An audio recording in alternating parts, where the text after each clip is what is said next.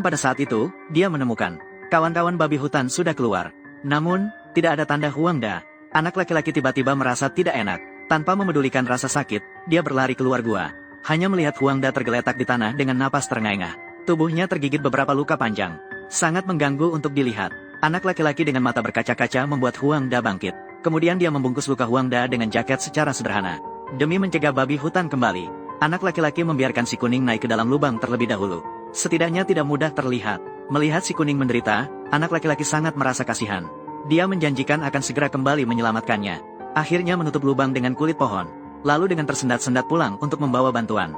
Tidak lama kemudian, seluruh keluarga datang.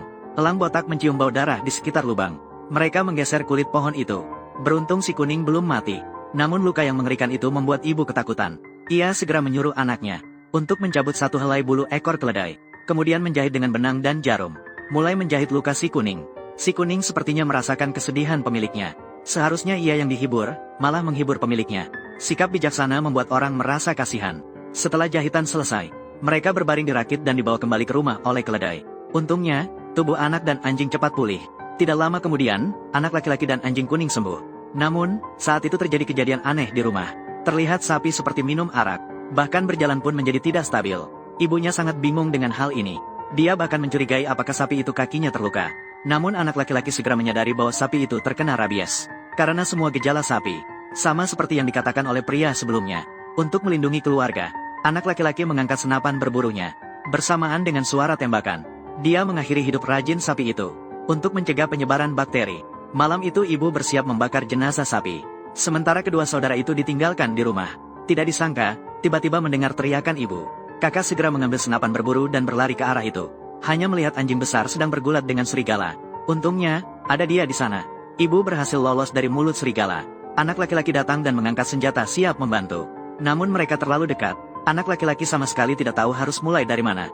Melihat anjing besar semakin kalah, akan segera dimakan hidup-hidup oleh serigala. Anak laki-laki tidak peduli lagi, mengangkat senapan. Satu peluru berhasil mengenai serigala. Melihat anjing besar tergeletak diam di tanah, anak laki-laki terkejut. Beruntung, tidak lama kemudian dia bangkit perlahan. Batu yang menggantung di atas anak laki-laki akhirnya jatuh. Satu manusia dan satu anjing menikmati kebahagiaan setelah menghindari kematian. Namun, tidak disangka. Namun ibu tiba-tiba menyadari sesuatu.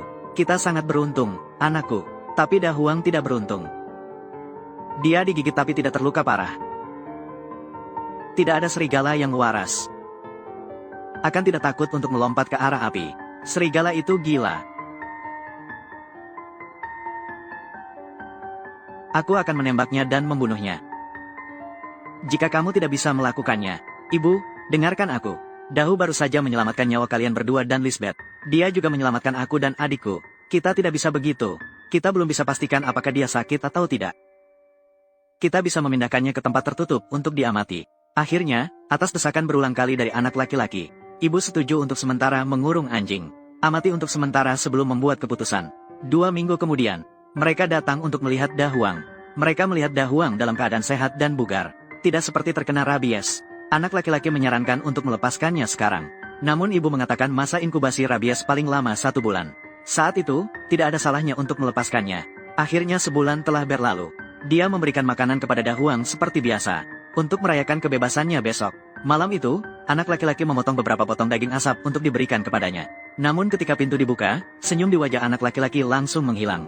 Terlihat Dahuang seolah-olah tidak mengenali dirinya sendiri. Wajahnya penuh dengan ekspresi marah.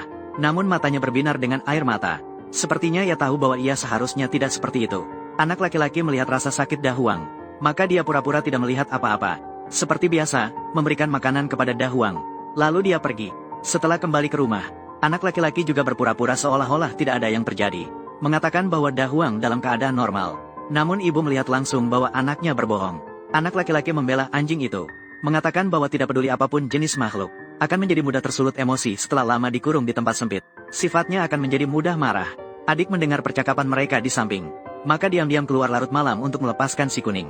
Namun dia tidak menyadari. Si kuning tidak lagi seperti dulu. Saat si bocah hendak membuka pintu sangkar, untungnya ibu melihat dan berhasil menghentikannya. Namun setelah kejadian ini, anjing tidak lagi punya tempat di rumah. Kakak melihat si kuning di dalam sangkar. Terlihat kebaikan terakhir di matanya pun hilang. Sekarang hanya tersisa kekejaman dan kekerasan. Anak laki-laki yang enggan percaya itu meneteskan air mata. Saat itu ibu juga mengambil senapan dari dalam rumah. Tidak ada harapan lagi, Wes. Dia sedang menderita. Kamu tahu kita harus melakukannya. Aku mengerti, ibu. Tapi itu anjingku. Saya akan melakukannya sendiri. Anak laki-laki perlahan mengambil senapan dari tangan ibunya, lalu mengarahkannya ke sana. Seorang teman lama yang telah bersamaku siang dan malam. Akhirnya dia ragu untuk waktu yang sangat lama. Akhirnya menarik pelatuk.